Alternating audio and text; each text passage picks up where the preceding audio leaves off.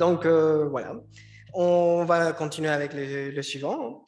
Alors, il a gagné les premiers prix au concours local des maths en 180 secondes. Donc, c'est quand même intéressant. Il aime beaucoup les photons et généralement tout ce qui termine par on. Donc, les oignons, les poivrons, mais pas les champignons. OK? Il est étudiant en doctorant en génie électrique. Je laisse la scène à Julien Rossignol.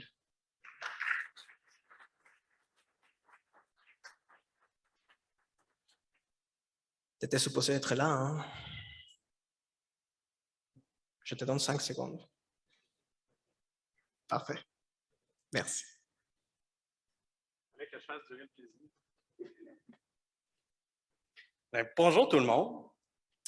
Moi, je suis un grand fan de politique et dans les médias, ils aiment ça répéter à quel point c'est important pour les politiciens de faire preuve de transparence.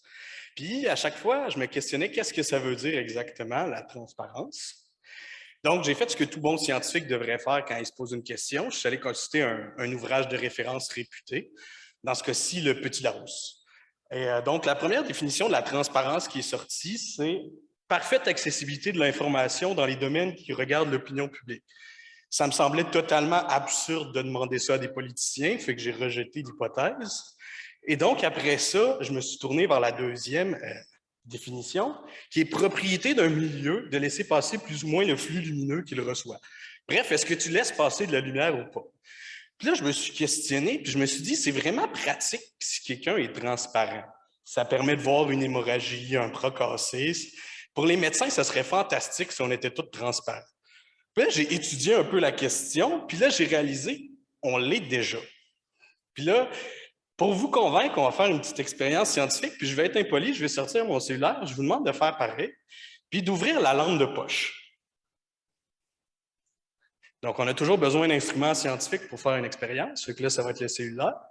Puis là, pour la première expérience, je vous demande de le mettre dans les airs et de faire ça. Ça sert à rien, mais je voulais filer comme une rockstar un peu ce soir. Pour la deuxième expérience, ce qui est important de réaliser, c'est que la lumière de votre téléphone, elle est blanche. Fermez-le pas, on va s'en servir encore. Donc, elle est blanche, ça veut dire qu'il y a du rouge, du bleu, il y a du vert, il y a toutes les couleurs de l'arc-en-ciel à l'intérieur. Maintenant, ce que je vous demanderai, c'est de la bloquer avec votre doigt. Votre doigt, il va sortir rouge. Dans le fond, on est transparent, mais pas à toutes les formes de lumière. On bloque le bleu, on bloque le vert, on bloque le jaune, mais on laisse passer le rouge. Et là, si vous le mettez sur votre main, bien, si la lumière n'est pas trop forte, vous allez voir, il n'y a rien qui passe. Puis ça, c'est l'idée que, ben, si je vous demande de donner un coup de poing dans une feuille de papier, vous allez probablement pas avoir de misère. Si j'en mets 500, ça va être un peu plus difficile. Mais, dans le fond, c'est un concept qu'on utilise depuis une centaine d'années pour faire l'imagerie à rayon X. Dans le fond, le rouge, ça ne passe pas à travers grand-chose. Fait qu'on recrute une forme de lumière qui est un peu plus forte, les rayons X, puis ça, c'est capable de passer à travers le corps humain. Fait que pour faire des rayons X, on a une source d'un bord, des détecteurs de l'autre, puis on regarde qu'est-ce qui va traverser à l'intérieur du corps humain. Puis il faut voir que la traversée du corps humain pour un rayon X, c'est un peu comme la traversée de l'Atlantique dans les années 1600. Il y en a beaucoup qui ne survivent pas. Fait que la majorité vont traverser en ligne droite, la mer va être calme, ils vont se rendre à destination, puis c'est ceux-là qu'on mesure. C'est ça notre mesure qui nous permet d'avoir au bout de la ligne des données qu'on va quantifier. Puis l'autre portion, ben le petit bateau va rencontrer une tempête, va couler en plein milieu, puis ben il ne se rendra pas de l'autre bord. Puis ça va arriver plus dans les eaux, dans le métal, puis ça va faire qu'il va y avoir une différence, par exemple derrière le gras, derrière les eaux, qui va nous permettre de former l'image. Ça, c'est le cas idéal. On a des beaux photons qui vont en ligne droite, qui nous permettent d'avoir une bonne mesure. Le problème, c'est que les petits bateaux, ils peuvent aussi dévier de leur trajectoire lorsqu'ils sont dans une tempête. Et là, on va les comptabiliser au même endroit, mais ça va avoir totalement faussé nos données parce qu'on assume toujours qu'ils sont allés en ligne droite. Puis il y en a quand même beaucoup. Si on fait un scan complet, ça va ressembler à ça. Fait qu'on voulait juste des lignes droites. On a un mix un peu bizarre, puis ça vient polluer nos données. En fait, ça va donner quelque chose comme ça.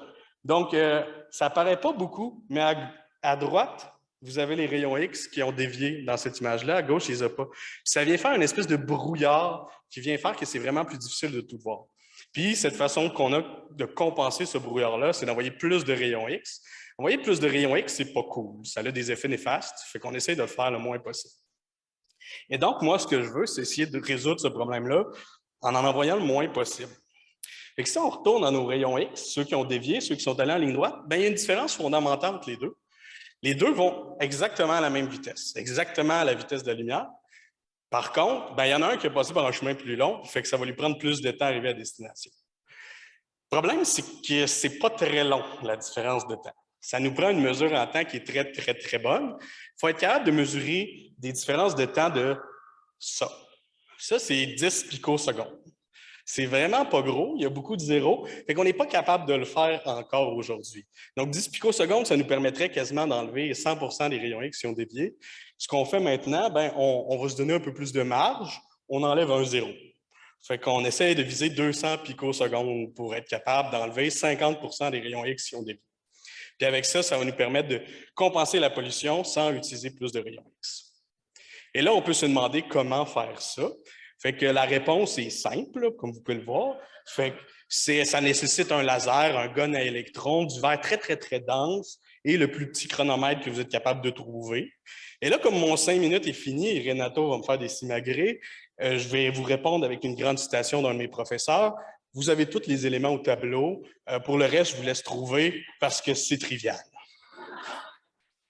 Merci.